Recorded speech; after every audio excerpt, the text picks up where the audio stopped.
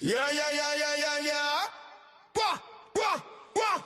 How you get into that? No sweet chat. Throat bust pipe and we busting back. Mic in hand, we strip the act. You fed up and we stating facts.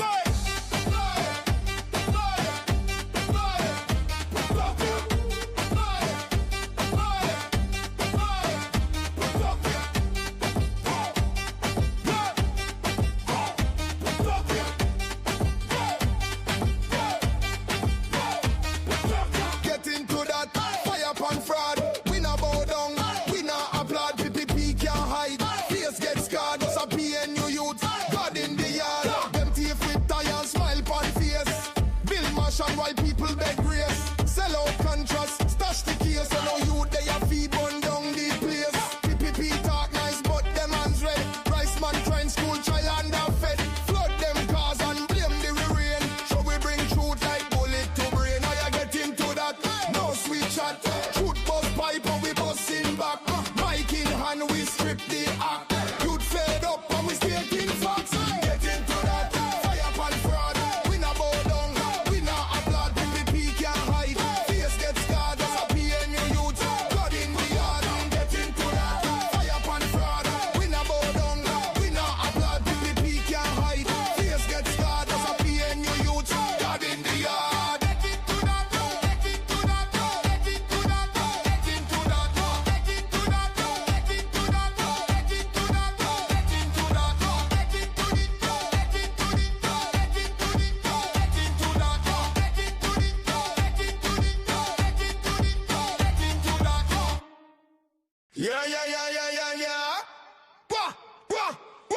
Yeah. How you get into that?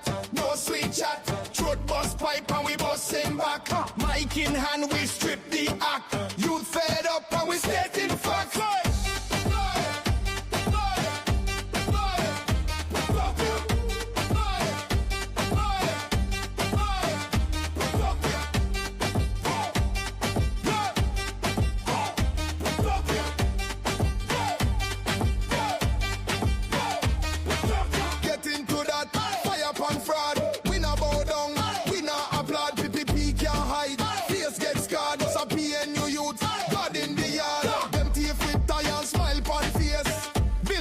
While people beg grace, sell out contrast, stash the case. So now you they a fee burn down the place. PPP talk nice, but them hands red. Rice man trying school, child underfed. Flood them cars and blame the rain. So we bring truth like bullet to brain. How you get into that? No sweet chat. Truth bust pipe and we busting back. Mic in hand, we strip the act. Youth fed up and we stating facts. Get into that. Fire pan fraud. We not bow down.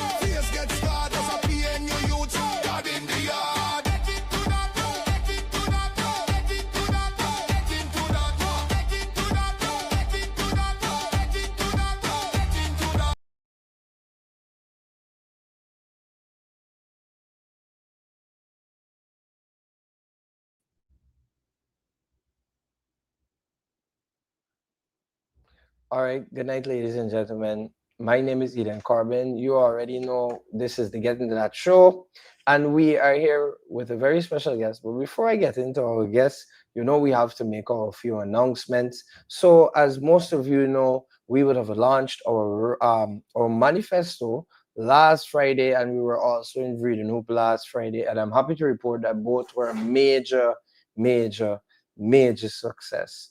However, as you know, we're hot on the campaign trail and it does not stop there. We're heading to Lethem tomorrow. So all the persons in the interior region that were able to hear and listen to our program, we are going to be in Lethem tomorrow. And we're going to play the ad for you right now just so you can get the additional information. We ready, time to remove the curse. The APNU Coalition campaign now moves to Region 3. Reading Hoop on Friday, August 15 from 5 p.m. Come hear from our candidates. Come hear about our people-centered development strategy that puts people first. Come hear from our Prime Ministerial candidate, Jurita Fernandez, our presidential candidate, Aubrey C. Norton, and others on Friday, August 15 from 5 p.m. Reading Hoop will vibrate with a people-powered campaign. APNU, putting people first. Time to remove the curse. So, ladies and gentlemen, as you heard it there, we are going to be in Latam tomorrow. The leader is going to be there. Our Prime Ministerial candidate, Jurita Fernandez, she's already there with the team, and they are ready to come and tell you all of the great plans that we have for you when we win the elections on September 1st, which is election day. Before I get into anything, I would also like to take some time to talk to our discipline service members who will be voting this Friday. We want to encourage you to take a look at our manifesto, take a look at what we have been able to do for you and what we intend to do. And we are encouraging you that when you go out to your polling stations on D-Day, that you will exercise your franchise in the most sensible way, which is a vote for the palm. Now, ladies and gentlemen, some of you who would have joined in earlier would have seen the guest that I have with me today. But before I go and introduce the guest, I would like to remind you guys that we have already launched our manifesto on Friday of last week, and I had an opportunity to read it. I had an opportunity to contribute it, and I think I'm very proud of what the APNU is putting forward to you. But instead of me just boring you guys and talking about, what I think and how I feel, I have brought some candidates, some youth candidates as well, who are going to be joining with me, and we're rather are going to go through the manifesto, and we're going to talk about some of the notable things that we have observed and how we see this benefiting the Guyanese people. So with me is someone who I've known for a very long time, someone who I've had the opportunity to admire, someone who I've had the opportunity to observe, and he is an impressive young man. Anybody who knows him knows that he bears a great amount of wealth, and he's very knowledgeable in a lot of things. He's an attorney at law by profession. He's a humble man by trade, and he is a candidate by choice. And ladies and gentlemen, I'm introducing you to the Getting to That podcast to none other than Mr. Ronald Daniels, attorney at law. How are you doing today, Ronald? Man, I'm good, buddy.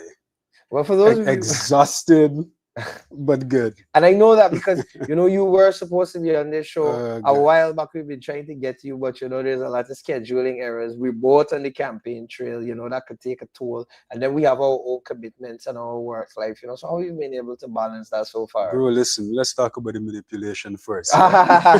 You see, I like that man who is on the ball on the topic. So as you see it, this is our manifesto. I don't know if you're going to get a close up to it, but this is our manifesto, and we plan to go through this manifesto with you today, right? So Ronald, you already told me the areas that you want to get into, so let's get straight into it. Let's not waste any time, so let's talk about it.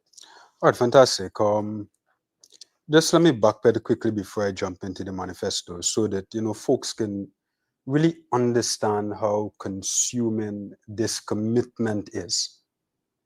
Yeah, I remember some years ago, one of the politicians saying that, we're part-time politicians and we're part-time workers. Mm-hmm.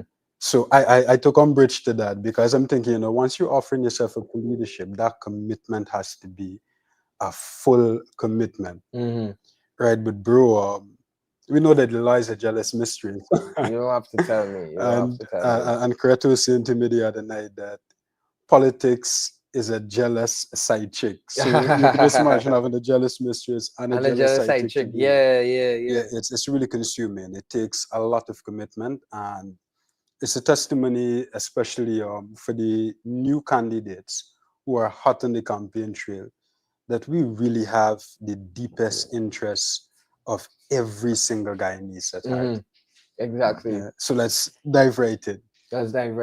So you told me that one of the areas that you really struck you is the issue of a livable income. And, that has been one of our main platforms ever since we began campaigning, that, we want to create a culture or an economy rather, whereby our Guyanese are able to benefit from a livable income. So tell me, what does that mean? All right. One of the things that we have to bear in mind, right? The major party in this coalition, the PNC. The PNC has always been focused on people, always been focused on ensuring that, the overall circumstances of the Guyanese is one that is dignified. Mm-hmm. We know that initially we started out with our post-independence drive of being able to feed ourselves, clothe ourselves, and house ourselves. All of those are part of components of, having a livable income to be able to do those things. And right now, we know that the cost of living is a really big issue. Mm-hmm. Everybody is complaining. Yep. I mean, I wonder how people make it. Mm-hmm. I was saying last night in Kitty that I'm an attorney and I still have struggles, right? I could imagine what you are going through out there, the ordinary man and woman in the streets, who may not have the type of support system that I've managed to construct over the years. Now, our focus has been really on the reduction of poverty. And that ties in with one of the main sustainable development goals, right? To ensure that we eradicate poverty globally and certainly eradicate poverty locally in a country that holds itself out to be one of the fastest growing economy in the world. Yep. Right, so a livable income really means that you must have the ability to offset your ordinary expenses, right? Without, having that burden of, thinking about where your next meal is coming from, how you're going to send your children to school, how you're going to go to work and all of these things. A lot of you can testify to the fact that by the time you get your salaries, it's done. Correct. And we see that playing out a lot. You touched on it. You people who find it hard, even for the professionals who find it hard, who have a sturdy income and whatnot, who find it very hard to do it. And these are the things that the people are looking for. It's not just about giving out people grants or just providing some small change on the latter end, but it's more about ensuring that we structure our economics or our economy in such a way that the money that you have could actually do. I say it all the Absolutely. time at the rally. It's like, you take out the 5,000 in this day and age, and by the time you blink, the 5,000 is done. You never got to blink. You never got to blink for the 5,000. And that's it. And by the time you take it out, it's done. So many times I go to the supermarket or I go to the grocery, or even I go to the shop and I pick up a few items and I'm scratching my head every single time. Asking myself, how did all my money finish? That.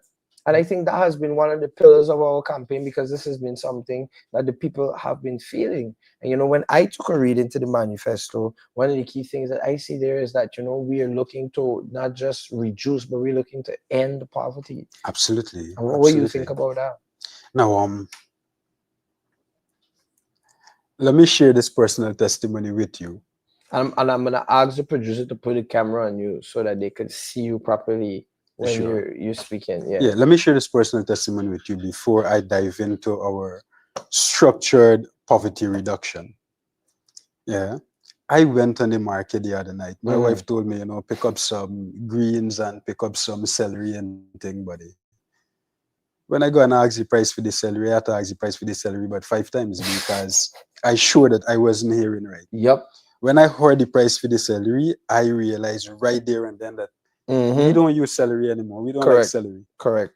It's ridiculous. Right. So our focus is indeed on ending poverty. Correct. Right. Which means that we're going to be raising the salaries of the public servants. That threshold goes up immediately to $200,000. That minimum wage threshold is going to be $200,000. And we're raising the tax ceiling as well to $400,000, right? So it puts more disposable income in your pockets so you can meet those daily expenses. And we have other support systems that we are putting in place. We're going to ensure that electricity is subsidized to the extent of $10,000. Your water is subsidized to the extent of $5,000. So all of that is really putting monies back into your pockets. What distinguishes this from a one-off grant? A one-off grant, uh, Mm-hmm. Sorry about that. no, Yeah. no, that's all right. Um, I really like these watchwords that we have here. We're injecting cash, we're enlarging benefits, and we're subsidizing, Uh-huh. right? The focus is not so much on grants, Mm-hmm. because you get a one-off grant, you just get to do something with that and you just return to that regular income Mm-hmm. with the regular circumstances, with the rising cost of living. Right. So when we enlarge that ceiling, the minimum wage ceiling, raise the tax threshold, ensure that you have subsidies, it really empowers you. Mm-hmm. And we're still ensuring that you have that $100,000 grant in our first 100-day commitment. Correct. We're ensuring that we put systems in place for your children, your minor children. We're going to ensure that we have allowances for them to the Mm-hmm. extent of $120,000. Yep. And also your children who are, the folks who are just out of high school going into the tertiary institutions and the Mm-hmm. universities. We're ensuring that not only is your educational costs completely covered, but that you have that allowance as well that can assist with your transport until we have those transportation systems in Correct. place, could assist with offsetting your meals and so while you go to school. Yeah, And the main thing that I want us to stress is the fact that these particular monies that we're providing for you, they're not really a source of income, but they're basically a buffer to be able absolutely. to assist persons, to assist individuals to be able to mitigate the cost. Because our work does not just stop with providing you with the grants, it also requires us to ensure that the monies that we receive from the oil revenues are being invested so that we could ensure a sustainable flow, and we could ensure that we could buffer that, because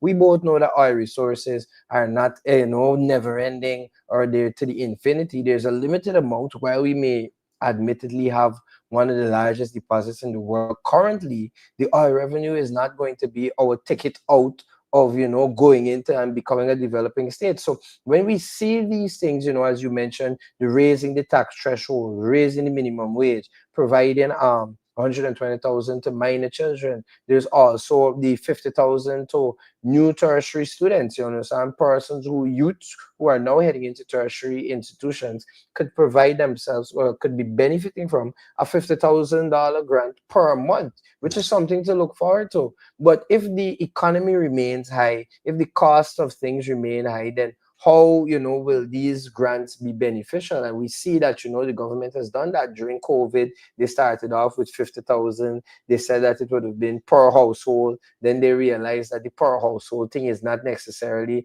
the best metric, because you might have 10 people living in one house. How does that 50,000 translate to each of them? And then they realize that, hey, 100,000 could be a good amount per person. But then, I mean, on another note, we see why they wanted to do the per person, because now we have persons complaining. I get messages every day from a 7-1 something number. Persons are receiving calls. And I remember when I went to sign up for my 100,000, they collect my number. And I thought it was a bit odd. I was like, why you need my number? But we see. And the point we want to get across is that we're not just giving you these things to politicize or to try to make you feel that, oh, you need to use this because and vote for us. We're doing these things because we understand that when the government is in a position to, it should do everything in its disposal to ensure that we cushion and we make life livable for you. That's why we phrased it as a livable income. And I think that's something very key that we don't see in this current administration. They're more concerned about the big projects and the big investments and the big roads, and claiming that they're doing this and they're that. But the small man, the persons, at the grassroots levels, the low income persons, and even the middle income persons, because you and I both know that not because you're in a middle income bracket means that your life is better off. It just means that you're juggling better than the average person. It means that while you may not have the disposable income that you refer to, you still have some amount of income, and now you got to make some tough decisions. You have the money there, but you have to decide, okay, are we going to eat home and cook home today, or are we going to go to New Drive-In and probably eat out? And it's like, when you look at it, for me personally, I think that sometimes the things that we do to save money, we tend to spend more money on those particular things. And the job of the government is to hear those cries and to be able to say, look, we're going to help you. So you're a university student. We know you can't study and work. I mean, it's a modality that people have adopted in this society out of necessity. You know that you have public servants. I have a lot of friends in the public service, and they're studying and working. And the laugh is, some of them have full-time degrees. Both you and I did a full-time degree. And we both know that the only way we could have survived through that full-time degree is we had to have some kind of stream of revenue to support us. So I could only imagine how the first-year university student is going to feel after September 1st, knowing that, hey, I've enrolled in a full-time degree and I have $50,000 outside of whatever allowance, outside of whatever work I'm doing, that's going to be coming into me. And these are things that have a real impact, Absolutely. And one of the things we really key on is making the small man the real man. Right? You really can't play politics with the basic necessities of people. You can't play politics with ensuring that people have, the ability to take care of themselves, or you put systems in place to ensure that you restore that dignity. Having that dignity restored is really, really empowering. And that is one of our key focuses, to ensure that we empower our people. Exactly. And also the other things is, like, as you said, basic necessities earlier. There are particular things that we just need. They're light, we need electricity, especially in this. I mean, back in the day, probably electricity was not as important, but now, where we in the technological You can't do age, without it. you understand, everything is now being slowly transitioning into the sphere of technology. You want to go to GRA, you gotta go and do a form or download a form online. You want to do something for police, the form, they're gonna tell you it's online. I know, like, the last time I came back into the country, or I think the first time the Guyana Police Force would have introduced through the immigration service, they would have introduced the e-form. I was puzzled. You understand? I mean, I remember I was coming in, and the cashier or the clerk at the check-in counter in the country which I was telling me, hey, do you have the link? And I was like, I wasn't really paying attention. I was like, what link you talking about? You understand? Yeah, And then to that, when I got filling up your forms, when I got to Chenijaga, I'm at the front of the line. You understand? I'm about to head off. I've been standing in this line for about 20 minutes. And then the immigration officers were looking at me and it's like, did you fill out the form? And it's like, the online form. And then she directs me to some QR code. And I'm like, oh my gosh. I took at least another 15 minutes to get the form filled out because I made some mistakes the first time. So it's like, we can't avoid that. So electricity is a big thing. And one of the promises we have, for the persons watching, I think it was on the screen just now, is subsidize that we're going to subsidize that. You understand? And it's not anything. I mean, I see people talking about, the naysayers is like, oh, where are you going to get the money from? Oh, where are you going to from? We're not the only country in the Caribbean that subsidize the electricity and the water rates for their citizens. I know other countries within the region, and that's just a way of giving back, because if we want people to have more disposable income, I don't think people understand the power of spending money in an economy. You understand? Because if more people, basic economics says that, look, more people are working, more people are spending. The economy is More people are spending, more people are earning. More people are earning, people want new things, because if I have more disposable income to me, then I can actually afford the new hotels that you have building. I can actually take a walk to Marriott. If there are new things, I can actually say, hey, to my family, let's go take a trip to Latam. Let's go to Region 1. Let's take a trip out to the country. You understand? And then these are the things that we're doing, which is a holistic, people-centered policy. Absolutely. And moving on that heels, I think we should go to your second the Certainly. second point for tonight, which would be it was housing. Housing.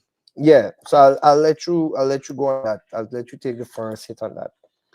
All right. And for those of you online who are following us and have found it, we are page 48 of the manifesto, just to keep them on track with us. We have been listening to the young people, especially. A lot of young people are complaining that they've applied for house. They've applied for house lots so long ago. They're renting. They're paying exorbitant rents. They can't afford to pay rent. Sometimes the rents just swipe half of your salary. I was talking to a young man today, and he was saying that, I have lived through your manifesto, and one of the things that really jumps out at me is the rent-to-own scheme that the APNU government intends to implement quite expeditiously as soon as we get into office. He said that he has had cost to change about 3 rental spots within a few short years, because the rent keeps rising, cost of living keeps rising, and it's difficult for him. And a lot of young people are complaining that even when they're given the land allocation after waiting for years to get it. Oh, yes. Right, they're given land allocation in areas that have no infrastructure at all. Oh, yes. So they really can't operationalize those lots immediately. And then they're still waiting years after the allocation in order to get their title documents. Right, so our focus is not so much on land allocation, while that is a component of our focus. And it still will be happening. That's what I'm saying. While it's a component for those who are interested in it. But we are intent on empowering our people through our home ownership.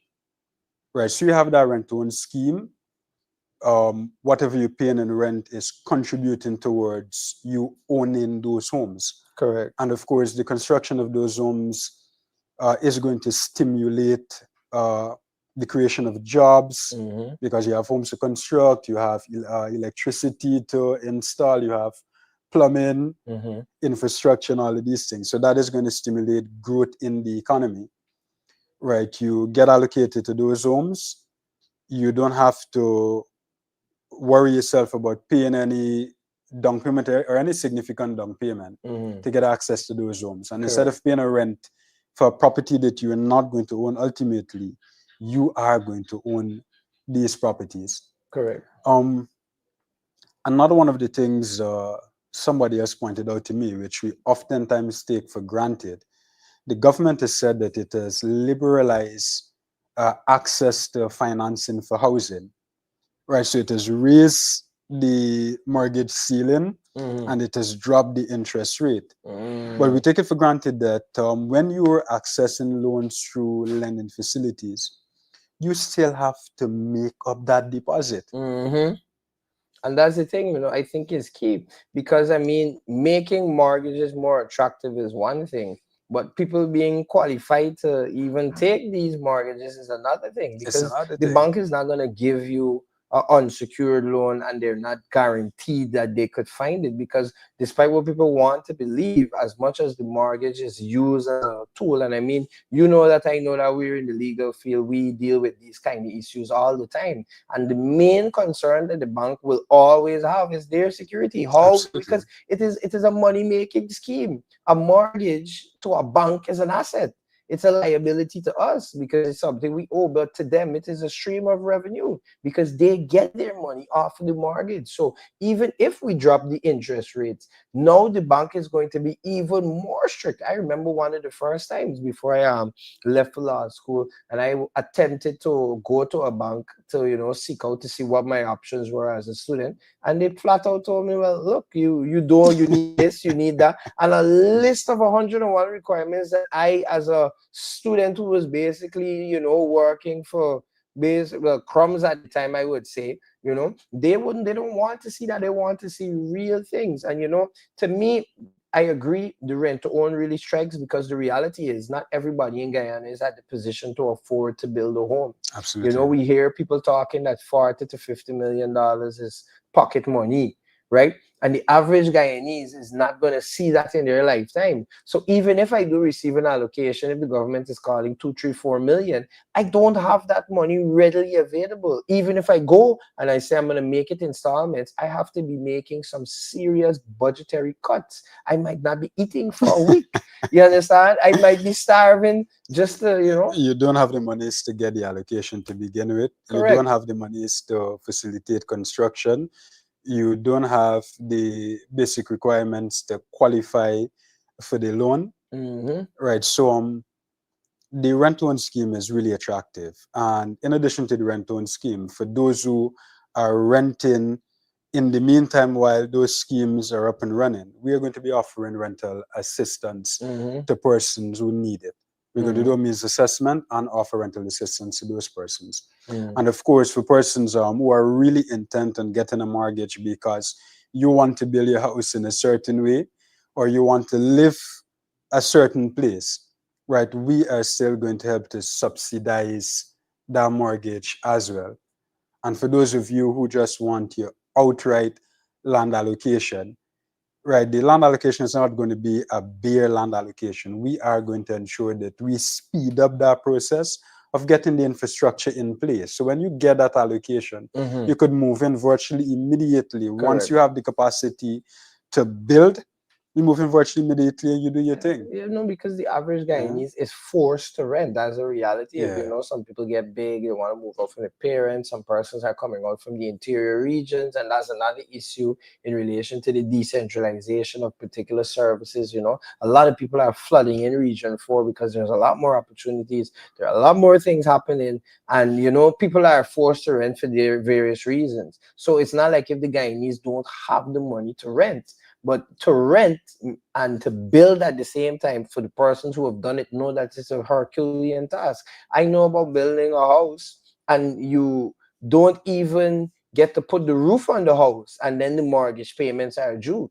So you're now funneling money, paying off your mortgage installments while you were still building, and you feel like the bank will give you some Bro, amount of leniency. bro, I have seen people build houses literally block by block. And you guys can testify to that. You make a little $10,000 this month, you buy a couple of blocks, you buy a Yeah, cement, cement, you put yeah. up a couple of blocks. Yeah, sometimes you live in you got that structure because you're dreaming big. You put up a relatively big structure. You may have a big family. You want to ensure that everybody is comfortable. But sometimes you occupying quarter of that structure. You build a little shed over quarter of that structure, and you're occupying that for years upon years upon years because you can't go to the bank. You got to squeeze out the pocket, and you got all the other expenses competing for your resources. Well, I think we've covered a lot, and I don't want to cut into our next guest time. Not For a- those of you who are watching, we have released our manifesto. It's on our website. You can check our platform. If you don't get through, feel free to drop me a message. The name is Eden Corbin. Same name on top of the screen.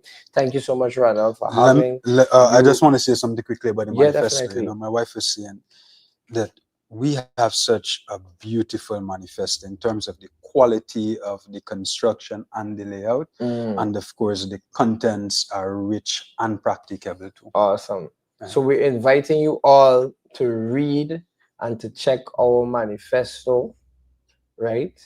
Wait, good, I'm in the shut now. We're inviting you all to check out our manifesto and take a look, take a read, interrogate it, ask the questions, and find out how you can be able to benefit from what we have and how does it impact you. Thank you so much, Ronald, for having us here.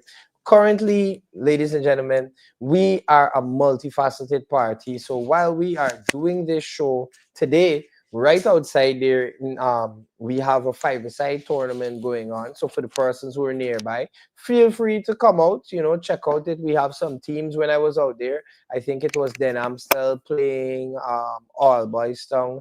Oh no, I think it was Mucka versus Lindem, and they were on. I'm not sure, but it's a five-a-side tournament. It's going to be from today, Monday, all the way to Wednesday, Thursday, depending on the amount of teams that register. And this just shows, in case another party decides to come up and tell you that, hey, we throwing a football tournament, let them know we do it first. And this is just a part of our people-centered strategy, whereby we are able to ensure that youth people are being put first, in relation to our athletes, in relation to ensuring that. But I don't want to ramble on too much on that. As I said, we're going to be in Letem tomorrow, so I'm going to let them play the advertisement one more time for you, for the persons in there. So if you know your friends and families within the region, invite them to come out, invite them to hear about our plans, invite them to see all of the things that we will do come September 1st. So we're going to go straight into that. We ready, time to remove the curse. The APNU Coalition campaign now moves to Region 3.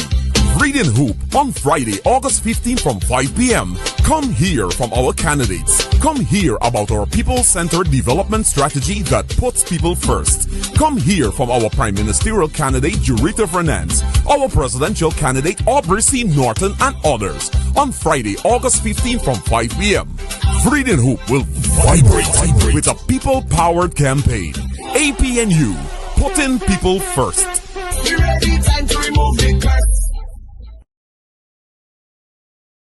You said, all right, welcome back. I have another guest here, and I think this is the first time she's going to be on our show, but she is no stranger to any of us. I like to call her Sexy X because when she goes up on the rallies and the public meetings, she tells you about the Sexy X. And I'm just going to harp on that a little bit. When you go to vote, guys, don't forget you're voting in two places. You're voting for general, you're voting for regional, and you have to ensure that when you put your X in the box, it does not go over the lines. You don't have any extra lines, or else you could possibly spoil the ballot. So joining me right now is the insatiable, the lovely Miss Cynthia Rutherford, one of our female candidates in the APNU. How are you doing tonight, Cynthia? I'm well. Good evening. Thanks So, for having me. thank you for being here. We know you're busy. She was at a rally shortly. You were in Alberton, was it? Yes. How was it? Tell us a little bit about it. It was good, actually. The meeting was successfully attended. And I might say both by APNU and PPP because we did have some PPP spectators. Nice. It seems like we have some people thinking to, jump over again. We'll see. All right. So, I told you earlier we're going to be dealing with the manifesto today, and you told me that you want to focus on the women's rights and opportunities. So let's go straight into that. Let's not waste any time. Great. In our manifesto, you'll notice that there is a proposition for a Ministry of Gender Affairs and Children, Families Affairs. I think this is so instrumental because right now in Guyana, what's happening is that many times, and though we don't like to face the reality, many times women's issues are pushed to the back. Or maybe they are sidelined for something else more important. And a ministry that focuses just on family, children, women is so needed in today's society. It's so vital for the development of Guyana. And we often say that women are the backbone of our society, but we don't actually portray that in policy, and that's under the current administration, of course. We don't portray it in policy and programs. And what I love about the manifesto and about an APNU government is that we will put people first, which also includes putting women first. Yep. Definitely. And I like that because, we see what's happening in our society in relation to women. We see the cases of too many cases of women being killed by not just men, but by their partners, We had the story of the young lady from Kitty and the businessman where she was shot in front of her child. Then we have the story of, I think it was Stacey Peters in Berbice, whose death, still leaves a lot of questions that more than answers that we have. And it is worrying because, our women, we have Adriana Young, our young women and our women are not safe again, and it requires not just a community level approach, but it requires an approach all the way from the government that goes beyond just rhetoric, goes beyond press statements. And I think that is what our manifesto really presents, because we're not just trying to attack the women issues on a level of at the community, but we're trying to ensure that we're compliant with the international standards of the United Nations Development Goal, specifically Development Goal number 5, which is the Sustainable Development Goals, which is ensuring that we have equality for the women. So how do you see this work? Because a lot of people are asking, well, we see a lot of things, we're impressed by it. How do you see this manifesto taking life, or specifically in relation to women? Well, I've already said the establishment of a ministry to address women affairs, but more than just making women equal in our society, we actually plan to empower them as well. Because equality is not the end of the line. You also have to empower our women economically, and you have to make sure that they have equitable access to opportunities. We know we say equal access sometimes, but equal doesn't always mean equitable. So we have to. For the persons who might not be able to appreciate that distinction, I just want you to labor on that point a little bit more. Okay, sure. I'll use an example of you and I. Equal would mean we both get $5 for today. Equitable would mean examining our individual situations.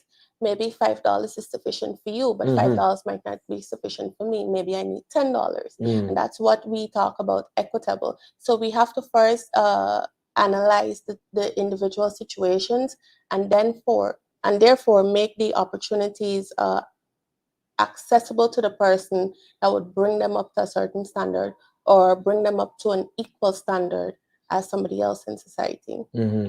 And that's a part of our people-centered governance. And I mean, I think so far we're one of the few parties who would have announced a female female prime ministerial candidate, with confidence. We didn't have to wait till close to the election. We're not the only party, but we were no, that was we were one of the first parties to ensure that we have that representation, because it's not just about the optics, but it's about what it really says to the Guyanese people. What it really says, like I remember when Kamala Harris was being floated to be the VP, and she made waves not just as the first female vice president, but as the first ethnic female vice president. And I see, Mr. Norton taking a page out of that book, and they don't understand how much that inspires, because you have a young girl in school who's now coming, to herself and figuring her identity, and she sees a young lady like Jaretta Ferdinand, well educated, and then she says to herself, "Mommy, you know what? I could possibly become the next prime minister of Guyana too," because we don't just need to speak it, we need to show these role models, and we're not just putting her there. For some people might want to feel it's for optics, but this is a qualified and an educated young woman, and that is what we want to instill. We want to ensure that the young women in Guyana not just feel safe, but they feel like they could be anything they want to do. And it also requires us addressing and tackling head-on issues like domestic violence, dealing with, not just the women in the domestic sense, but in the professional sense, in the public service. How are we ensuring that we prioritize and, we ensure that the societies are sensitized to the issues women are facing? I don't know what you think about that. Well, coming off of that point that you just mentioned, I want to emphasize that women do a lot more than men. It's not a competition, but it is the fact. Because for Jaretta, for example, she's not just the prime ministerial candidate, she's also a mom, she's a wife. So she's running her family, she's running her home, as well as actively campaigning on the ground in our indigenous communities, right? And she is just one of many examples. I myself, I'm a mom, and I have a home too to run. And for women, it's always that balance. How do you balance family life with politics, or family life with your everyday job, family life with so many other different varying factors. And for women, just coming back to the manifesto for a minute, for women, we often are left to budget for our homes, right? I was listening to you and Ronald earlier, and you guys were talking about increasing minimum wage and the increasing the tax-free threshold and stuff like that. That won't just affect young people or men. It will also affect women, even if those women are housewives. It affects them as well, because then it eases a burden.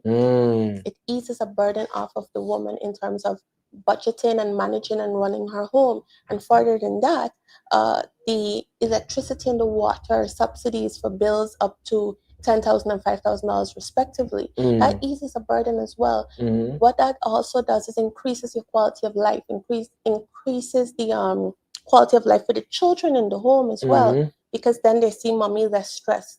And a less stressed mommy, or a mommy who's not under any stress, will make for happy children. Correct. And studies have shown where children have grown in households where their moms, or quite possibly their moms and their dads, have been stressed, they have grown to have other societal issues or issues integrating with society. So this manifesto doesn't just speak to surface issues. It goes beyond the surface. And I think that's just a part of what we call our people-centered plan. Yeah. I was just reading through the manifesto again, and a thing that just struck me is the part where it says that, look, we will be paying special attention to the plight of the indigenous women. And I think this is very apt, considering a few weeks ago, a very terrible video that has been circulating on social media at a Suicide bar, and the terrible and the I would say the unspeakable things that happen, and it shows that, we as a society, and I always like to make the reference, the community has a responsibility, but the community is just one part to play. It also requires the government to take a more serious approach, because I heard, the minister make a big statement, and the person make a big press release, and somebody say this and somebody say that, and then the next day somebody reported that, hey, the bar is still, very much in operation, and we need to take this thing serious. And as taboo as it sounds, you have the issue of the women who go to the police station and report, and then I heard the AG or one of the ministers make reference to the fact, I think it was the AG, make reference to the fact that, a lot of the issues in relation to domestic violence is that the women tend to, withdraw their reports or their complaints after the fact. And then, what should really strike out to the current administration is, why do they not feel comfortable in going the mile? And I could answer that. It's because, the women don't feel as if the system is catered to them, and they don't feel as if it will pan out for them, and the amount of things they have to do to get justice, they will just feel more comfortable than, just complying and accepting that. And that is part of our strategy. So, and even more than that, the system has proven time and time again to fail women, because so many times we see issues of where, or cases of where, the women would go forth with their charge, with their complaint. They appear at the level of the magistrate court, they give evidence, and then what happens? The accused is released on bail, and then what does he do? Sometimes the same day or following days after he's been released on bail, he goes and he either causes bodily harm against the woman, or he kills her. So for me as a woman, I don't know of every individual instance, obviously, but for me as a woman, if I'm in a situation where my spouse is abusing me, and I am seeing that system work against so many women in our society, I might consider withdrawing my case as well too, because you're basically telling me I'm putting my life on the line to testify, and then you're not doing anything after. The system continues to fail women. So that's where the government comes in. And you mentioned where the minister and all of them spoke about the instance weeks ago that happened at that bar. For the PPP, it's basically fanfare at this point in time. They have a track record of jumping on trends. So if it's trendy today and a lot of people are talking about it, hey, somebody needs to release a press statement, somebody needs to go on Facebook and say something, but there's never, ever any concrete action that's happening in the background. And we in Act New, we're not about that. Correct. We actually value women in our society. So it will go beyond the press statement. It will go beyond just saying we'll look into it. It goes to policy, goes to planning. It goes to making sure that every instance or every possibility is catered for. A lot of risk management has to be involved as well too. Agreed. When you're considering policies. When you're making policies, it's not just about if everything goes right. You have to cater for as well if things go wrong. So after I grant the accused bail, what happens? What systems am I putting in place to prevent something? And you know, I think, you know, you really hit the hammer. Well, sorry, you hit the nail with the hammer on the head. You got it right, bullseye. And you know, in closing, I want you to charge, you know, the youths and specifically the young women as to why they should support the APNU party. And you could look at them too. I think that's your camera there. This one? No, that one right there. Okay. Yes. For the young people, first of all, I just earlier today concluded a walk in Rossville, and a young man said to me that he's not voting because at the end of the day, no matter who's elected into office, he still has to work. And while that is true, I want to remind you, young people, that whoever takes office affects your condition under which you are working. It affects your minimum wage. It affects how much money you have left in your pockets after you're paid and your bills are paid. So take that into consideration, and take into consideration as well too that our manifesto caters for you in details. You know, I was looking at PPP's manifesto earlier today, and it's a lot of fluff. It's a lot of intellectual theft from APNU and from other parties as well too. There is nothing of substance. There is nothing there for young people.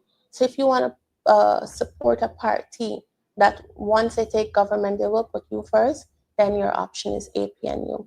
For women, 13 days. Just 13 days more until a government is elected that will put systems in place to protect us and to protect our children in society. Thank you so much, Cynthia, for your contributions. We appreciate that a whole lot. And you heard it there, ladies and gentlemen. That is the plan that the APNU has for you. So, you know, on this program, we don't just like to talk about facts, you understand? We also like to ensure we, you know, look at what's happening around us and delve into that. But before we do that, we always like to hear an encouraging word from one of our key sponsors on this program. And we're going to go into that right now.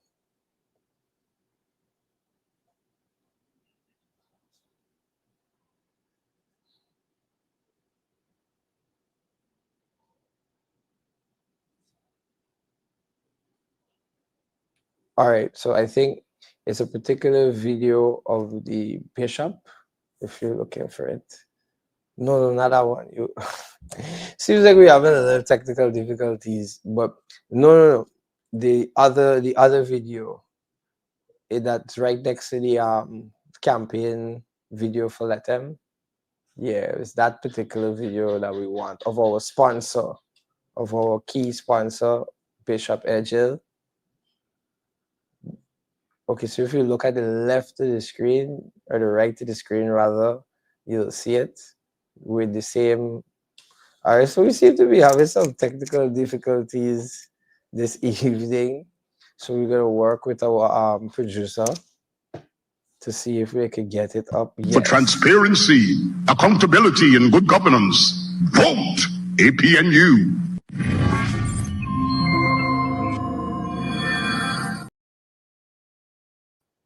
All right, ladies and gentlemen, we are at the end of this, but there are some key things that we've noted online that we saw, and we thought, you know, we're going to share it with you.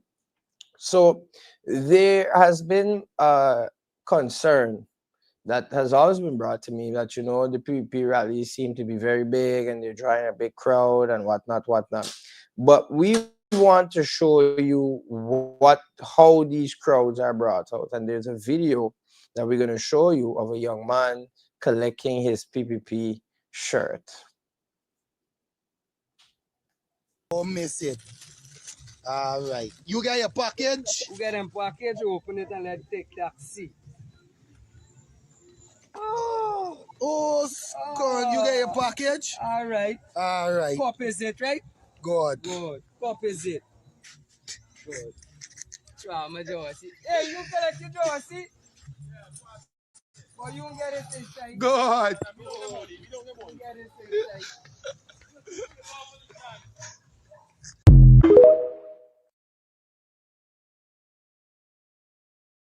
And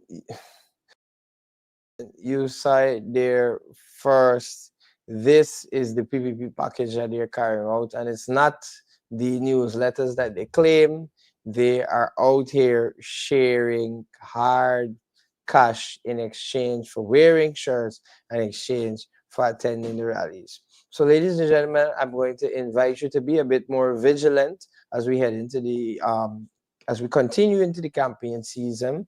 We are seeing a lot and we're hearing a lot, but now there are a lot of more things that are available, and I'm inviting and I'm encouraging you, especially youths, the first-time voters and those undecided, to pay more attention. Because when you pay more attention, you will realize that our slogan is not just a slogan, but it is how most, and if not all of us, live by, that we are putting you first. We are here because we want to empower Guyana, we want to empower the Guyanese, and we want to see a Guyana grow. And the only way that the Guyana will be able to grow is with the PPP out of office and with APNU elected in office. Unfortunately, that's all the time we have for tonight, and we're going to see you next time on Getting to That. Thank you. We ready, time to remove the curse. The APNU Coalition campaign now moves to Region 3. Read and Hoop on Friday, August 15 from 5 p.m. Come hear from our candidates. Come hear about our people-centered development strategy that puts people first. Come hear from our Prime Ministerial candidate, Jurita Fernandez, our presidential candidate, Aubrey C. Norton, and others on Friday, August 15 from 5 p.m. Read and Hoop will vibrate with a people-powered campaign. APNU, putting people first. We ready, time to remove the curse.